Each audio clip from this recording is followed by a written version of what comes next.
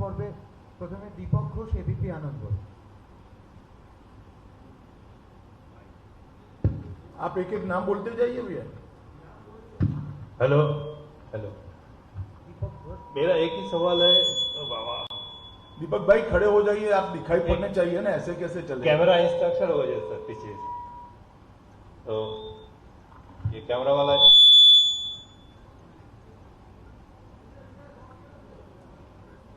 बताइए।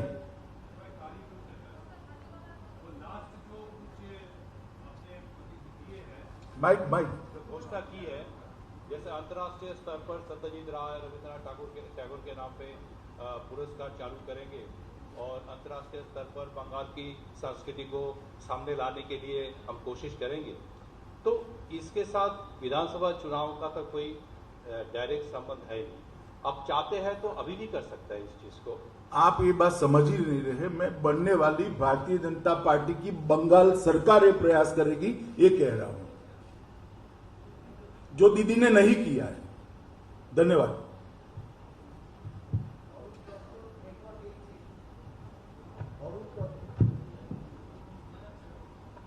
Sir, you have already, Arup Datta from News 18, you have already told that political violence is gradually increasing. तो अभी जो 2-3 phase election हुआ था, तो उसके बाद में जो देख रहा है political violence, political clash in between particularly TMC and BJP is gradually increasing. And not only in between the political party leaders and workers, but also media also being targeted. Yesterday you have already mentioned Rudronil Ghosh and namely Ranjidev Sengupta has been attacked, and media also being targeted. So how far you are hopeful in the forthcoming election that it could be fair, free and fair election? देखिए, मैंने 3 चुनाव बंगाल के नजदीक से देखे हैं। 2016 के चुनाव में भी मैं भारतीय जनता पार्टी का अध्यक्ष था, पंचायत चुनाव में भी मैं भारतीय जनता पार्टी का अध्यक्ष था, तो बंगाल का चुनाव देखता था, और लोकसभा के चुनाव भी देखे। आप सभी ये बात को स्वीकार करेंगे कि तीनों चुनावों की अपेक्षा इस बार हिंसा कम हुई, और ये जो फ्रस्ट्रेशन है दीदी का कि सीआरपीएफ का घेराव कर दो, वो उसी के कारण है क्योंकि उनके चुनाव जीतने का एकमात्र आधार हिंसा हुआ करती थी, जो इस बार नहीं कर सकते। मगर फिर भी जो छोटे मोटे भी इंसिडेंट हुए हैं, मैं भारतीय जनता पार्टी की ओर से इसकी निंदा भी करता हूं, भर्त्सना भी करता हूं, और चुनाव आयोग को निवेदन भी करना चाहता हूं कि और सख्ती के साथ चुनाव को मैनेज करना चाहिए, जिससे बिल्कुल शांतिपूर्ण ढंग से चुनाव हो पाए। मगर ये बंगाल यही बंगाल है जिसमें देश भर में पर्चा डालने के लिए, कैंडिडेट का फॉर्म भरने के लिए व्हाट्सएप पर फॉर्म भरने की परमिशन दी गई है। एकमात्र राज्य बंगाल है। यहां पंचायत चुनाव में हाईकोर्ट ने ऑर्डर किया था कि आप अपना फॉर्म व्हाट्सएप पर भर सकते हो। देश में कहीं ऐसी स्थिति नहीं आई, बंगाल में आई थी, और इससे इस बार तीनों चरण में बहुत कम हिंसा हुई है। मैं इसके प्रति संतोष भी व्यक्त करना चाहता हूं।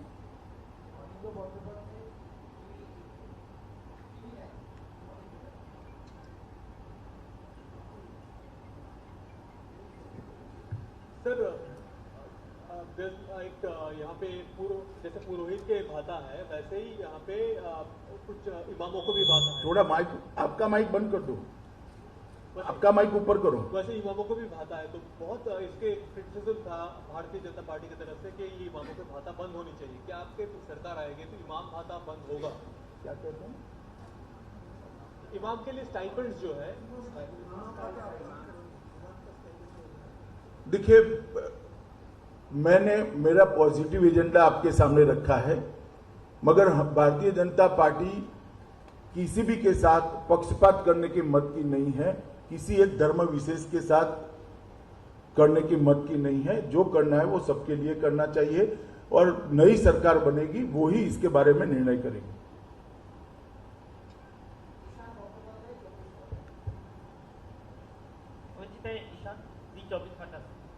आप आज कुछ देर बाद भवानीपुर जाने वाले हैं, और उधर ही कल देर रात को आपको पता होगा कि मीडिया के ऊपर भयंकर हमला हुआ है, कैमरा छीन लिया गया, चिप छीन लिया गया, बाद में कैमरा वापस दिया गया तोड़ के।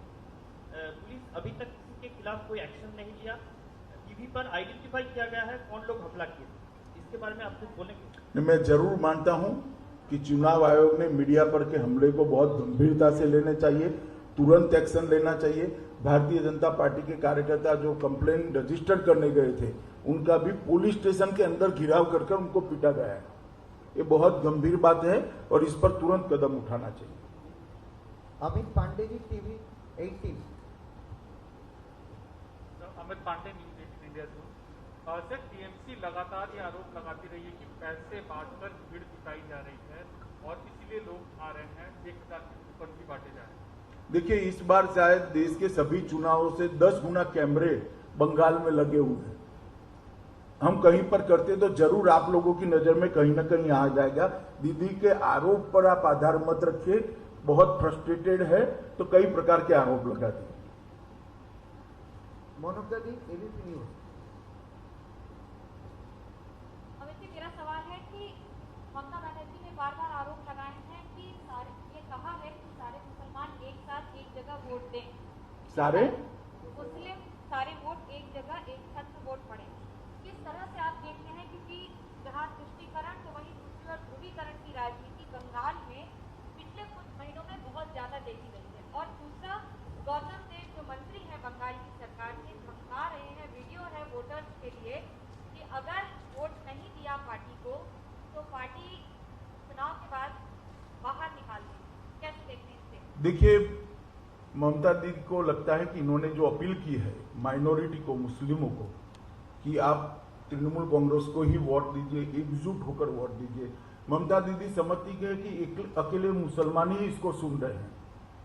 मैं दीदी को ही बताना चाहता हूं, बाकी लोग भी सुन रहे हैं इसको। तब बाकी के लोगों ने तय करना है, मुस्लिमों ने भी ये तय करना है कि इस प्रकार के धर्म के आधार पर ध्रुवीकरण कर चुनाव करना क्या ठीक है।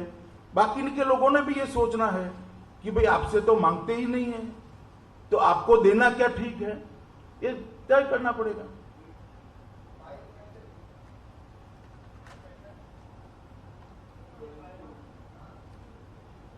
अमित भाई, जिस तरह के व्यक्तिगत टिप्पणी हो रही है नेताओं के एक दूसरे के ऊपर, उसके ऊपर क्या कहना चाहेंगे, चाहे वो प्रधानमंत्री हो चाहे आप हो? आज ही टीएमसी के नेता ने कहा है कि बीजेपी का हर एक नेता इंक्लूडिंग आप एक जुमलेबाज है।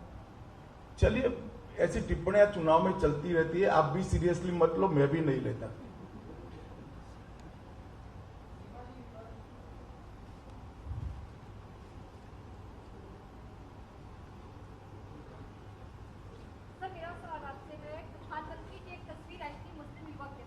मुस्लिम युवक के साथ प्रधानमंत्री की एक तस्वीर आई थी, उसको लेकर ओवैसी ने तंज कसा है, ट्वीट किया है बकायदा कि बांग्लादेशी मैं नहीं हूँ, ये युवक ने कहा है। और एनआरसी को लेकर तंज कसा है कि मैं कागज नहीं दिखाऊंगा, मैं बांग्लादेशी नहीं हूँ, ये कहा है पीएम के कान में उस युवक ने जिसकी तस्वीर आई थी। ये ओवैसी का बयान है। आप चलिए, ओवैसी जी की बहुत सारी टिप्पणियों पर मैं तो टिप्पणी नहीं करता, मैं उनको इतना ही कहता हूँ, वो भी किसी हिंदू के साथ तस्वीर खींचा ले जरा, बैठिए।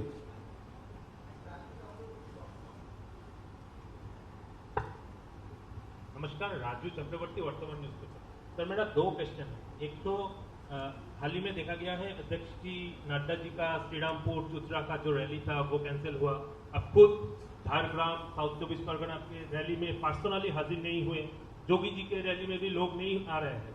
तृणमूल का कहना है कि आपके साथ जनमत नहीं है। नहीं, आपका क्या कहना है? तृणमूल छोड़ो ना। वो आपको मोदी जी की, नड्डा जी की सफल रैलियां, योगी जी की सफल रैलियां नहीं दिखाई पड़ती है? नहीं सर, मैं बोल रहा हूँ, आप तृणमूल के प्रवक्ता क्यों बन रहे हो? मैं आपको पूछता हूँ, आपको क्या लगता है? चलिए मेरे साथ आज रोड शो में। जो चीज मैं समझ गया सवाल कहां से आया है, मगर मैं आपको सवाल पूछता हूं भैया कि आपको क्या लगता है? इतनी सारी बड़ी बड़ी रैलियां नहीं दिखाई पड़ती है?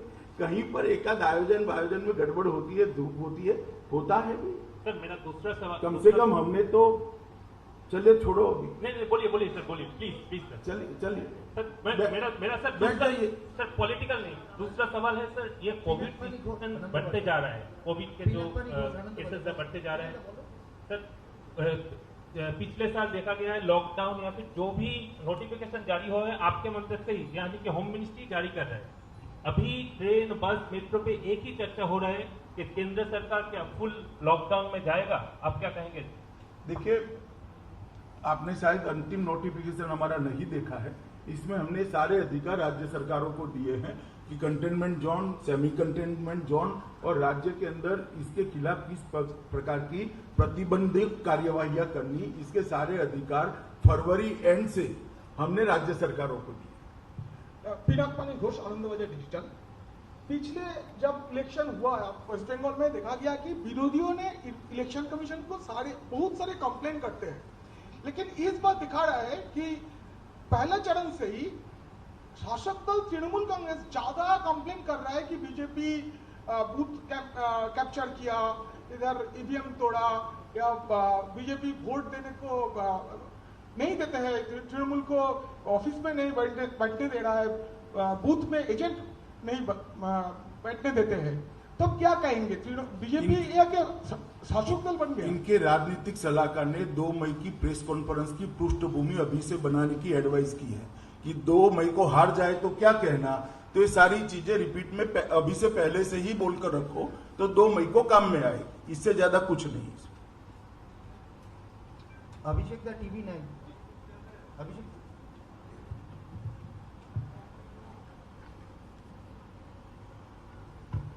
अमित जी, अभिषेक उपाध्याय, टीवी 9 भारतवर्ष से। पिछले 48 घंटे में इलेक्शन कमीशन ने 2 नोटिस दिए हैं। एक नोटिस दिया है ममता बनर्जी को मुसलमानों को एकजुट करने के बयान पर, जो सवाल अभी आपसे पूछा गया है। दूसरा नोटिस दिया है शुभेंदु अधिकारी को ममता बनर्जी को बेगम कहने और मिनी पाकिस्तान की बात कहने पर। इस तरह की राजनीति पर क्या कहना है आपको? दोनों ही पक्षों से हो रहा है। मैं मानता हूं दोनों ने अपना जवाब देना चाहिए। इलेक्शन कमीशन से बड़ा जब चुनाव होता है कोई नहीं होता है। इलेक्शन कमीशन का नोटिस दोनों ने देना चाहिए, और मेरी जो इंफॉर्मेशन है शुभेंदु जी तो जवाब भेज रहे हैं। पौलो में आज तक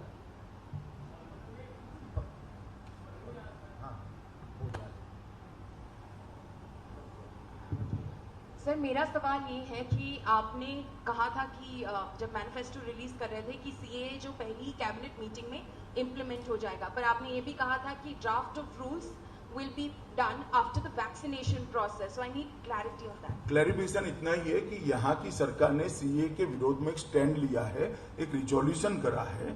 हम वो रिजोल्यूशन को डू अनडू कर देंगे। बाकी का काम भारत सरकार ने कब करना है, क्योंकि ये सेंट्रल एक्ट है। प्रज्ञा जी,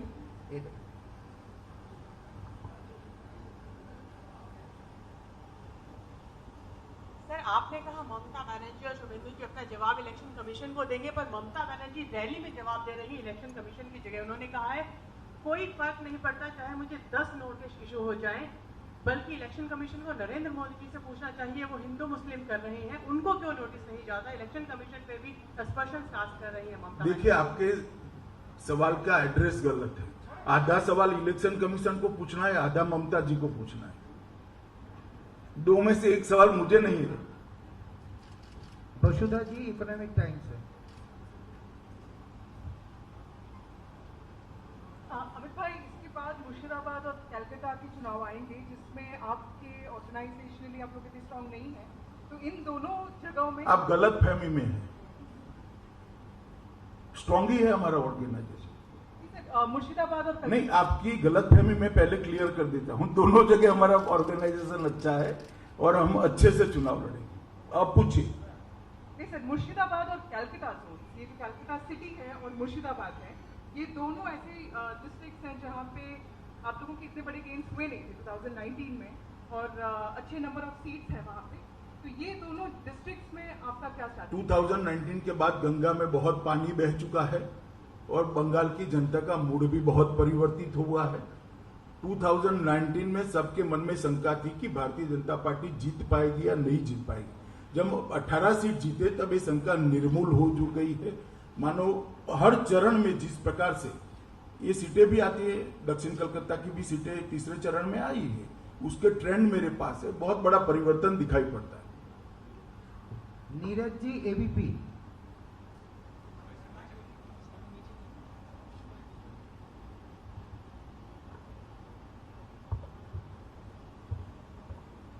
सर, राहुल गांधी की पार्टी कांग्रेस चुनाव लड़ रही है यहाँ लिफ्ट के साथ मिलकर, लेकिन एक भी दिन राहुल गांधी में इन्वॉल्व नहीं है। क्या आपको लगता नहीं है कि कहीं ना कहीं टीएमसी के साथ इंटरनल सपोर्ट में है कांग्रेस?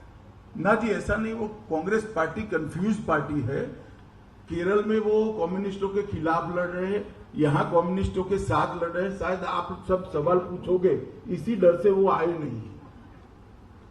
रिपब्लिक बांग्ला থেকে शिवाशीष। अमित जी, मैं शिवाशीष रिपब्लिक बांग्ला से। मेरा प्रश्न है कि पहले यहाँ पे विधान परिषद हुआ करता था कई साल पहले, टीएमसी ने मैनिफेस्टो में भी इसका जिक्र किया है और आपके कुछ कैंडिडेट जैसे शुभेंदु अधिकारी उन्होंने भी कहा है कि हम कोशिश करेंगे कि विधान परिषद फिर से लाने के लिए। तो आपका क्या मानना है इनके ऊपर? अब बंगाल के हमारे जो मुख्यमंत्री बनेंगे इस पर निर्णय करेंगे। मुझे लगता है कि आप लोग अब खींच कर सवाल पूछ रहे हो, सवाल खत्म हुए हैं। इनको दे दीजिए एनडीटीवी को। हाँ, दे रहा मणिदीपा दी। सर, 2-3 क्वेश्चन है, इफ आई मे। एक पूछ लीजिए आप। एक तो मैं पूछ लूं, पहली बार कि आपने कहा कि एक नोटिफिकेशन हुआ है MHA say about lockdowns etcetera etcetera, पर आप आए हैं आज दो आप रैलीज करेंगे, रोड शोज करेंगे, बाकी पार्टियां भी कर रही हैं और कोविड का जो महामारी बना हुआ है इस बार भयानक है। आपको क्या लगता है कि पॉलिटिकल पार्टीज को रीथिंक करना चाहिए अपना पॉलिटिकल कैंपेनिंग स्ट्रैटेजी? नहीं तो साधारण लोग तो एकदम मारे जाएंगे और वैक्सीन भी कम पड़ रहे हैं। देखिए, पहले तो वैक्सीन कम पड़ रही है, ठीक बात नहीं है। सब राज्यों में वैक्सीन उपलब्ध कराए गए हैं और जितना चाहिए उतना उपलब्ध हो रहा है। दूसरी बात, जहां तक पॉलिटिकल कैंपेन का सवाल है, ये चुनाव आयोग को तय करना है कि इलेक्शन कब कराना है और कैसे कराना है। वो पॉलिटिकल पार्टियां नहीं कह सकती, तय कर सकती। हमारा सुझाव मांगा जाता है, निर्णय चुनाव आयोग करता है।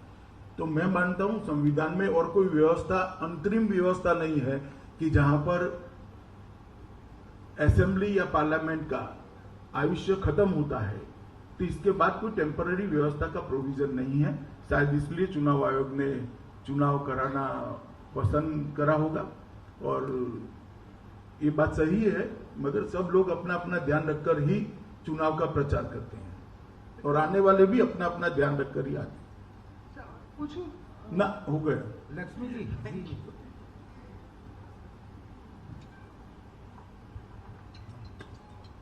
सर, मैं लक्ष्मी जी मीडिया से। मेरा सवाल ये है कि सेकंड फेज में केसीपुर क्षेत्र पर जब लोगों को वोट नहीं डालने दिया जा रहा था, हमने वो खबर दिखाई, उसके बाद हमारी टीम पर हमला हुआ।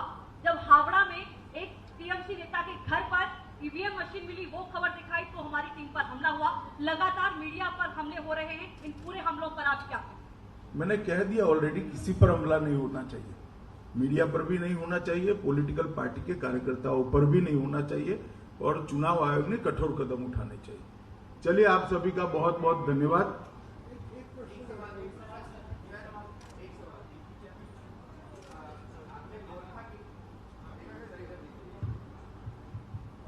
माननीय गृह मंत्री, मैं सुमंत रायचौधरी, ईटीवी भारत से।